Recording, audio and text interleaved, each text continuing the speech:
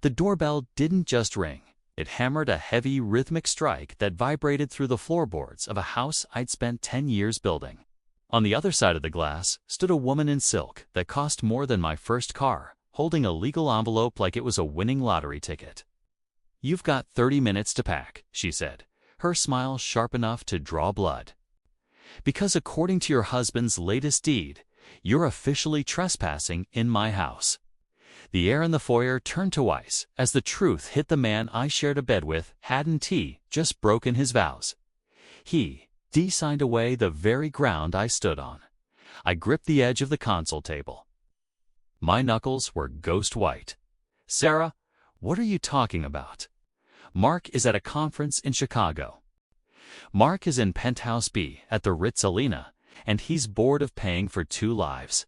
Sarah didn't wait for an invite. She stepped over the threshold, the click of her stilettos sounding like a countdown. She tossed a thick stack of papers onto the table. Thud. Page 14. The transfer of title. It was finalized yesterday. This property is now registered under Lumina Holdings. I'm the sole director. Consider it a gift for the inconvenience of our 3-year secret. 3 years. The number hit me harder than the eviction. 3 years of shared dinners and I love you texts while this woman was decorating a life in the shadows. I reached for the papers. My hands were shaking so hard, the pages rattled. There it was.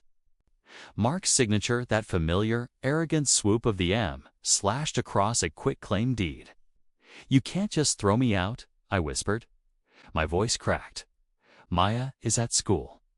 Her things, her room, the furniture was part of the valuation," Sarah interrupted. She checked a gold watch. "Except for your clothes. I don't want those. They're a bit suburban, don't you think? You have 28 minutes left."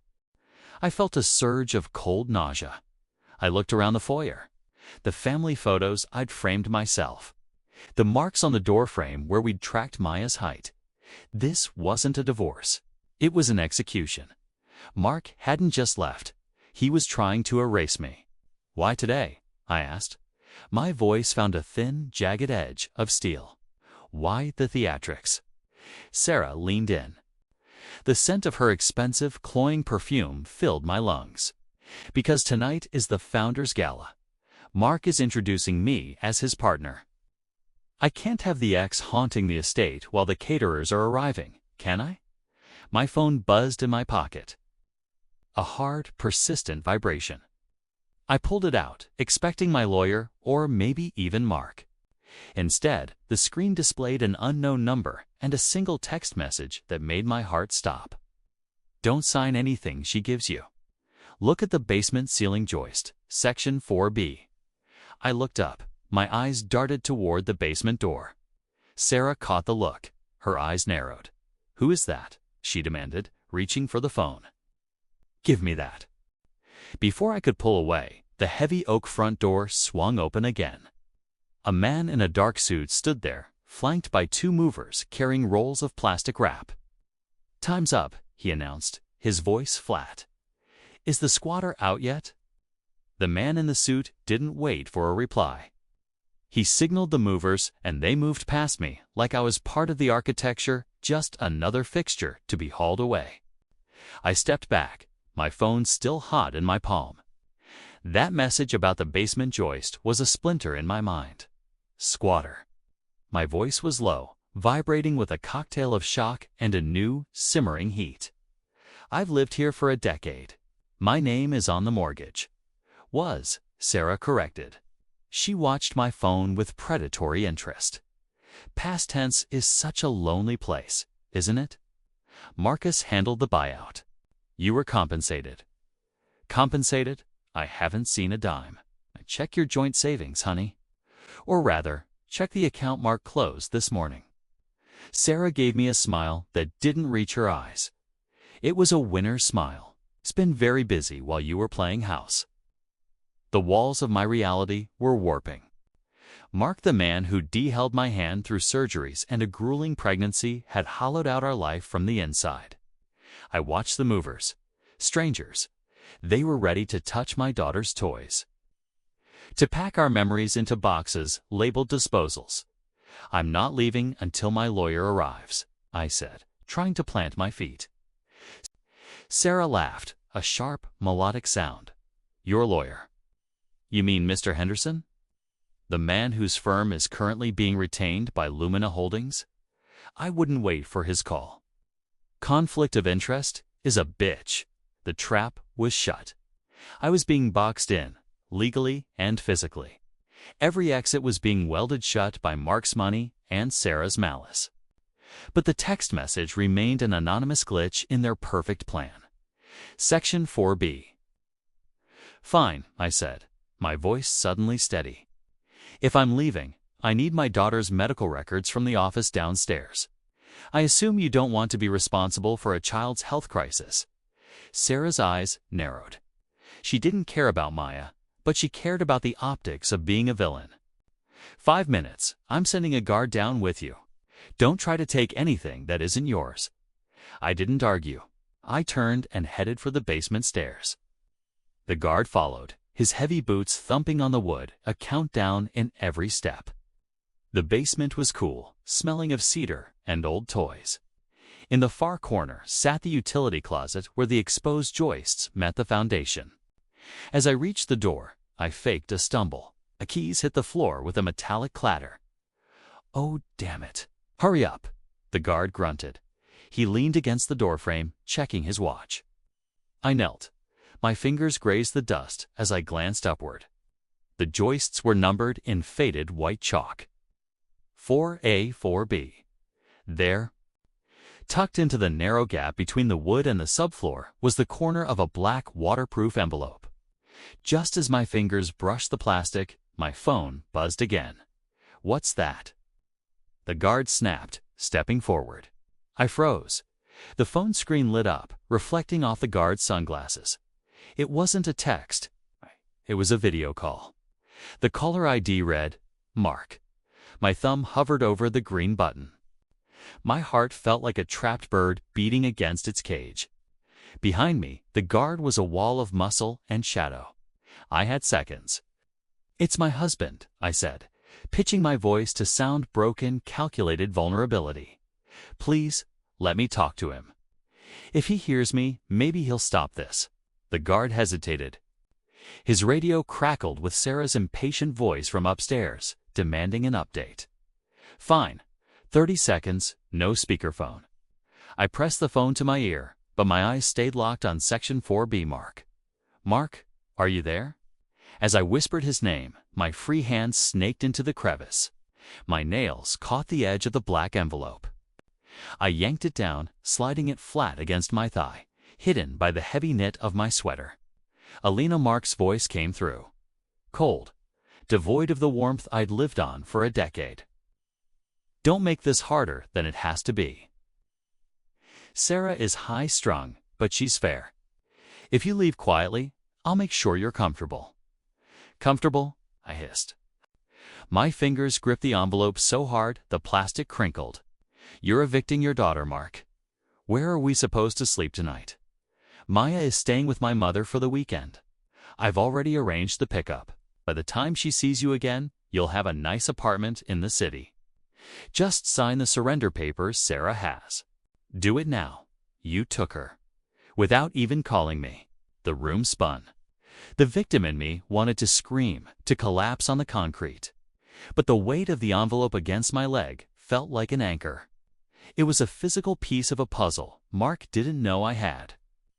I'm doing what's best for her stability, Mark said. He shifted into that patronizing doctor voice he used to end arguments. Sarah is losing patience, Elena. If the police have to remove you, it goes on your record. Think about your future. Hang up. The line went dead. The silence that followed was heavier than his voice. Time's up, the guard said, reaching for my arm. I pulled away, the envelope tucked firmly under my armpit beneath my cardigan. I have what I need. Let's go. I climbed the stairs, my mind racing at 100 miles an hour. Who sent that text? Who knew about the joists? As I emerged into the foyer, Sarah was waiting by the front door like a vulture. The air was thick with the smell of bubble wrap and the sound of my life being dismantled. "Did he talk sense into you?" Sarah asked. She held out a designer pen. "Sign the surrender. Let's not turn this into a scene for the neighbors." I looked at the pen, then at the hidden envelope. I felt a flicker of something new, a cold, sharp clarity. "I'll sign," I said, my voice eerily calm. "But I need the restroom first. Private matters." Sarah rolled her eyes, checking her watch. 2 minutes, then you're out." I locked the bathroom door and ripped open the envelope. It wasn't a letter. 'Twas a thumb drive and a single notarized document dated 5 years ago. My eyes scanned the legalese. My breath hitched. It was a post-nuptial agreement, signed by Mark. It stated that in the event of infidelity, Lumina Holdings and every asset it owned would revert entirely to me. Bang! A heavy fist hit the door. "Elena, open up. We know you're hiding something." The door groaned under the weight of a shoulder. "Elena, I'm not playing games." Sarah's voice had lost its melodic lilt. It was jagged now, panicked. I didn't answer. I stood over the sink, my eyes devouring the document. It was a masterpiece of legal foresight.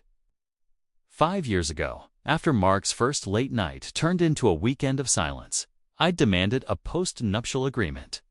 He'd signed it with a laugh, calling me adorable for being so protective of our future. He'd been so confident in his ability to lie that he'd forgotten the paper trail he'd created just to shut me up. Cruelty is loud, I thought, listening to her scream. But self-respect is quiet. I tucked the thumb drive into my bra and slid the document into my waistband. I checked the mirror. The woman staring back wasn't the trembling wife from 20 minutes ago. The paleness was gone, replaced by a flush of pure adrenaline. I splashed cold water on my face, patted it dry, and unlocked the door. Sarah practically fell into the room. "What were you doing?" "Taking a final look at the marble you can't afford." "Just saying goodbye to the vanity," I said, stepping past her with a chilling composure. "The movers are starting on the master bedroom," Sarah sneered, scrambling to recover her poise. She followed me back to the foyer. "I've decided to keep the custom headboard. It's sentimental. Mark and I picked the fabric out together while you were away at your mother's funeral. The cruelty was intended to draw blood." I didn't flinch. I saw the trap now. Sarah wasn't just here for the house. She was here to witness a total collapse. She wanted the satisfaction of seeing me broken before she headed to the gala. "The headboard is polyester, Sarah. It traps heat. You'll find it quite uncomfortable," I said, my voice smooth as glass. I walked toward the console table where the surrender of possession waited. I picked up the pen. Sarah's eyes lit up. Her hand actually twitched in anticipation. The movers paused, sensing the climax. I leaned over the paper, the tip of the pen hovering just millimeters from the signature line. "You know," I mused, "I was wondering why Mark would use Lumina Holdings for the deed.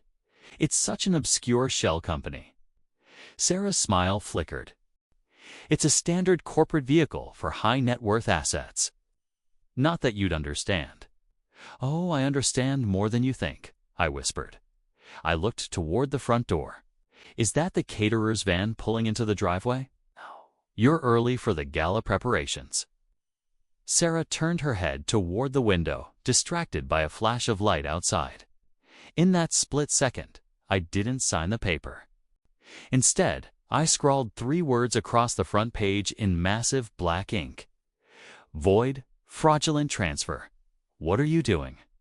Sarah shrieked, lunging for the document. I stepped back, holding the paper out of reach. "I'm not leaving, Sarah, but you might want to call a lawyer. Not Henderson, someone who actually knows how to defend a felony." The front door swung open. It wasn't the caterer's. It was a man in a rumpled suit carrying a briefcase, looking tired and very, very official. "Elena Vance?" he asked.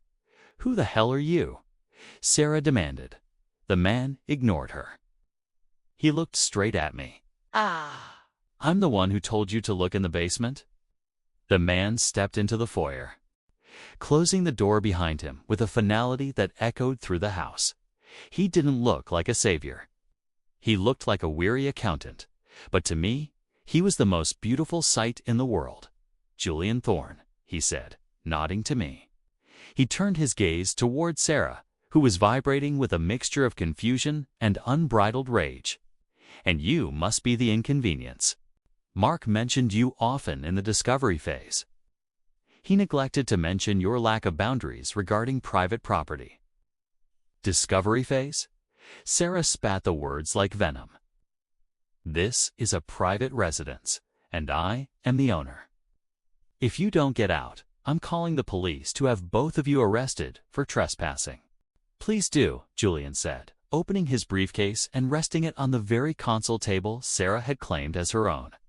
It would save me the trouble of driving to the precinct to file the restraining order. My firm has been tracking the movement of Lumina Holdings assets for 18 months. I looked at Julian. My mind was spinning. 18 months. Only found the text 10 minutes ago. I've been waiting for the moment they felt overconfident enough to move the deed. Julian explained, his voice calm and clinical. Mark thought he was being clever, hiding assets in a shell company he created during your marriage. But he forgot that a shell is only as strong as its foundation. And you, Elena, are the foundation. Sarah stepped between us. Her face flushed a blotchy red beneath her expensive makeup. The deed is signed. The transfer is recorded. This house belongs to Lumina, and Lumina belongs to me. Mark gave it to me. A gift of stolen property is still a crime, Ms. Miller, Julian replied. He pulled a tablet from his bag and tapped a few keys. Mark didn't give you a house. He gave you a liability. Elena, do you remember the signature you found in the basement? I reached into my waistband and pulled out the folded post-nuptial agreement. The infidelity clause. Precisely, Julian said. That document doesn't just give you the house. It gives you control of Lumina Holdings the moment a breach of contract infidelity is proven. And since Mark was kind enough to record his transfer of the house to his mistress as a gift for services rendered, he provided the proof himself. Sarah reached for the document, her claws out. That's a lie. That document is a forgery. It's notarized by the same clerk Mark used for your deed, Julian countered. The movers had stopped working entirely. They stood awkwardly by the stairs with a crate of my crystal. The power in the room hadn't just shifted, it had inverted. I felt the fear that had paralyzed me all morning crystallize into a cold, sharp weapon. You're done here, Sarah, I said, my voice dropping an octave. I'm not going anywhere, Sarah screamed. Mark is on his way. When he gets here, the sound of a heavy engine idling in the driveway cut her off. A black town car had pulled up behind the mover's van. Sarah's face lit up with a triumphant, manic glow. There, that's him. Now we'll see who's trespassing. But as the car door opened, it wasn't Mark who stepped out. It was two men in dark windbreakers with IRS, criminal investigation printed in bold yellow letters across the back. The color drained from Sarah's face so fast she looked like a marble statue of her own hubris. The two agents didn't spare the movers a glance. They walked straight up the driveway, their expressions as flat as the pavement. Federal agents, Sarah whispered. Her bravado was shattering into jagged shards. This is a domestic dispute. This has nothing to do with actually. It has everything to do with tax evasion and money laundering. Julian interrupted. He didn't even look up from his tablet. When Mark transferred the house to Lumina Holdings, he claimed it was a corporate divestment to avoid gift taxes. But since Lumina is a shell with zero business activity, and the payment was diverted from a marital trust, well, the IRS tends to get curious about that kind of creative accounting. The lead agent stepped into the foyer. Elena Vance. I'm Special Agent Miller. "We are here to execute a seizure warrant for all financial records related to Lumina Holdings and Marcus Vance." I felt a strange sense of detachment. The man I had loved wasn't just a cheater. He was a criminal who had used our family home as a bargaining chip in a game of fraud. "The records are in the home office," I said. My voice was steady, the sound of a woman who had found her footing.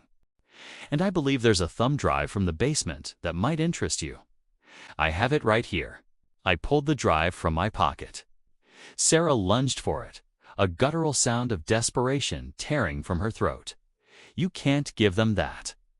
That's privileged information." One of the agents stepped in front of her, solid, immovable barrier. "Ma'am, step back. You're interfering with a federal investigation." "Where is Mark?" I asked, looking at Agent Miller. "Mr. Vance was detained 20 minutes ago at the Ritz-Carlton," the agent replied. "He was attempting to check out with 3 suitcases and a one-way ticket to Dubai." Sarah staggered back, hitting the console table. "Dubai? He told me we were going to the gala. He said we were starting our life tonight." "He was starting a life," Julian said. His eyes were devoid of pity, just not one that included you. "You were the distraction, Sarah. He used your name on the Lumina filings so that when the IRS eventually came knocking, you'd be the one holding the bag. You weren't the mistress. You were the fall girl." The silence that followed was suffocating. The movers, sensing the shift in the wind, began quietly carrying the crates of crystal back into the house. Sarah looked at them, then at me. The realization was hitting her far too late.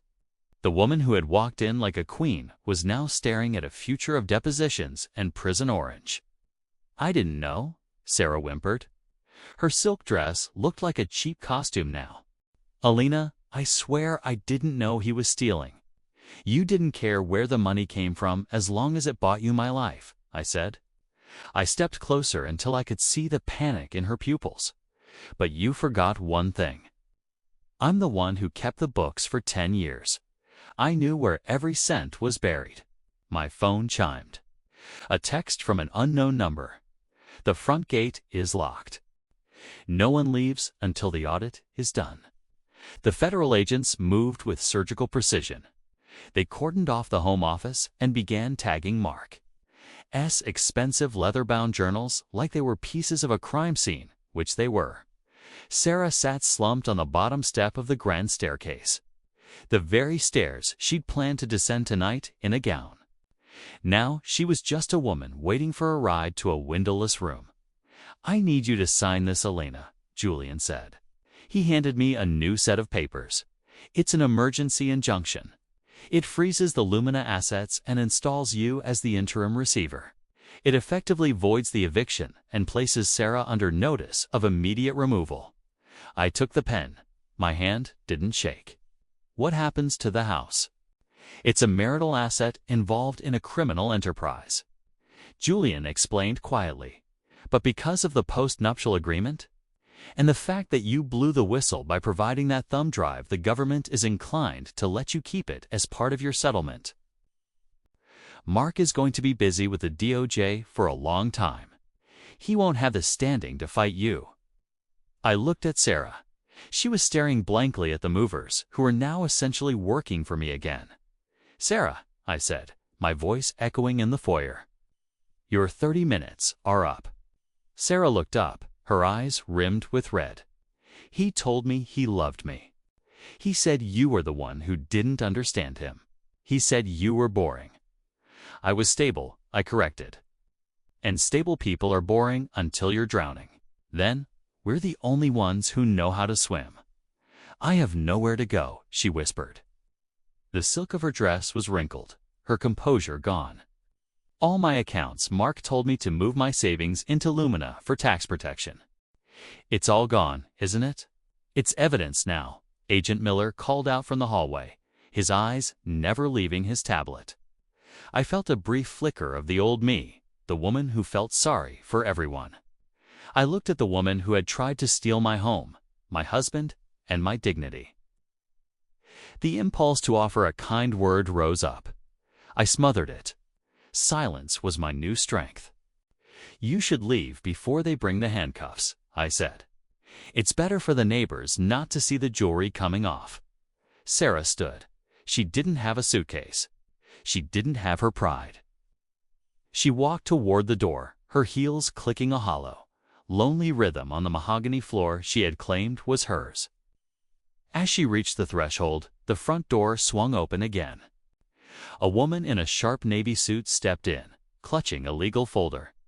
She looked at Sarah with a mixture of pity and professional detachment. Ms. Miller.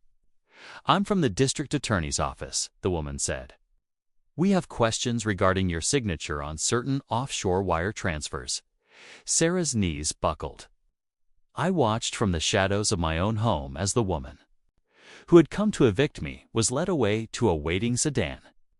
Elena, Julian asked, placing a hand on my shoulder. You okay? I'm fine, I said, checking the clock. I need to go pick up Maya. There's one more thing, Julian said, his voice dropping. Mark sent a message through his lawyer. He wants to see you. He says he has a deal only you can authorize. The holding cell was a stark contrast to the velvet-lined world Mark Vance had built for his double life.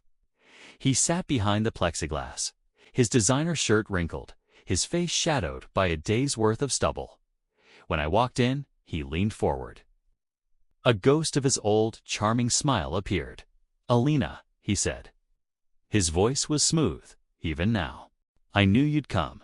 You always were the reliable one. I sat down. I placed my handbag on the cold metal table. I didn't pick up the phone immediately. I just looked at him, the man who had plotted to make me homeless while I slept beside him. He looked smaller than I remembered.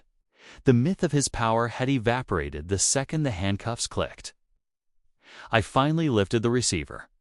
You have 5 minutes, Mark. I have a daughter to feed. Listen to me, Mark hissed, his eyes darting to the guard. The feds think they have everything, but they don't. I have an account in the Caymans. It's not in my name, and it's not in Sarah's. It's in a trust for Maya. There's $4 million in there. If you refuse to testify about the Lumina signatures, if you claim spousal privilege, I can give you the access codes. You and Maya will never have to work again. I felt a cold ripple of disgust. Even now, he was trying to buy my silence with the very corruption that had destroyed us. He wasn't offering a future. He was offering a tether to his crimes. You're still trading in secrets, Mark, I said quietly. But you've forgotten who you're talking to? I'm not the woman who looks the other way anymore, Elena. Don't be a martyr, he snapped. The mask slipped. You'll lose the house eventually anyway, once the audits are done. Take the money. Protect our daughter. I am protecting her, I replied. My voice rang with a terrifying clarity. I'm protecting her from becoming like you. I've already spoken to Agent Miller. I gave him the Cayman account details 3 hours ago. I found the routing numbers on that thumb drive you forgot was in the basement. Mark's face went gray. His mouth opened, but no sound came out. The deal he thought would save him was just another nail in his coffin. You're a fool, he whispered. You've left yourself with nothing. No, Mark. For the first time in 10 years, I have everything that matters. I stood up. My posture was straight. My gaze was unwavering. I've realized that cruelty is loud, but self-respect is quiet. You're the noise. I'm the silence that follows. I hung up the phone while he was still screaming behind the glass. I walked out of the precinct and into the late afternoon sun. My car was waiting.